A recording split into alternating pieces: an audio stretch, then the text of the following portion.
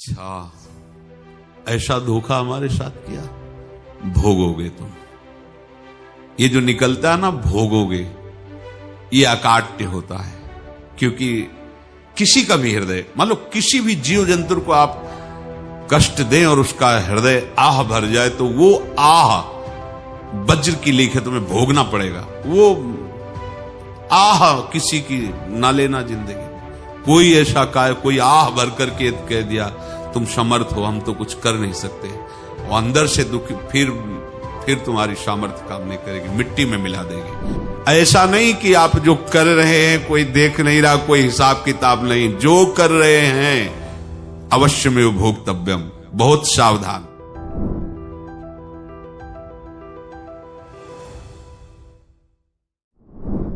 जीव स्वयं नित्य निरंतर कर्मों के जाल को रच रहा है और अपने आप को बांध रहा है।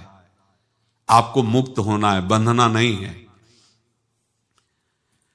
जीव का जन्म कर्मों के अनुबंध से होता है, कर्मों के बंधन से होता है, और उसको अपना ऋण चुकाना होता है।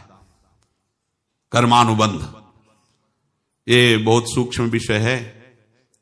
जैसे आप जिस परिवार में जन्म लिए हैं, तो उस परिवार के लोगों से आपका ऋण है, इसलिए उसी परिवार में आप आए हैं।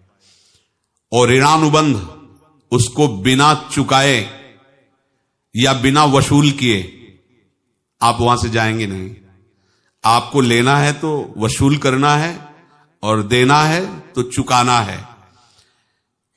ये पूर्व के जन्मों से निश्चित किया गया है। जैसे किसी के यहां पुत्र हुआ, जन्म से ही पैसा खर्चा शुरू हुआ, जब बड़ा हुआ तो उद्दंडता के द्वारा मार पूरे परिवार को क्लेश पर क्लेश देता चला जा रहा है। ये तुम्हारे कर्म का फल है। या ऐसे शक्तिहीन बुद्धिहीन ऐसे पागल पूरे जीवन सेवा करो, तुमसे अपना हिसाब चुकाने के लिए वो आया है। अब परिवार के जो सदस्य जुड़े आके, मतलब पत्नी आते ही पूरी हृदय में आनंद, परिवार में आनंद, और जीवन भर वो आनंद ही सुख देने के लिए उसका जन्म हुआ। वो अपना ऋणानुबंध मुक्त, और आते ही भयंकर क्लेश खड़ा कर दिया, बीच में दीवाल और झगड़ा वैसा, फिर अतरे दिन मारपीट शुरू, कलह अशांति, पूरा जीवन नरक हिसाब करने आए। यहां ऋण चुकाए बिना कोई जा नहीं सकता, ऋण चुकाना पड़ेगा। किसी का ऋण वसूल करना है तो किसी को ऋण चुकाना है, दोनों काम करने होते हैं। अनेक जन्मों में अनेक लोगों के साथ हमने जो बर्ताव किए हैं, अच्छे या बुरे, वो होंगे। अब किसी आदमी को हम जानते नहीं, अचानक मिला, अचानक टक्कर लगा और मार पीट गाली गुप्ता सब कर दिया, चुपचाप सह लो। क्यों? ये आपका हिसाब है, पूर्व का हिसाब। हमारा उससे कोई द्वेष नहीं, कोई संकल्प नहीं। अचानक घटना घटी और हमसे द्वेष करने लगा, हमें पीटने लगा, हमें गालियां दे, ये हिसाब है, चुपचाप सह जाओ। अपने घर का भाई ही भारी दुश्मन बन गया और क्लेश देने, हिसाब है।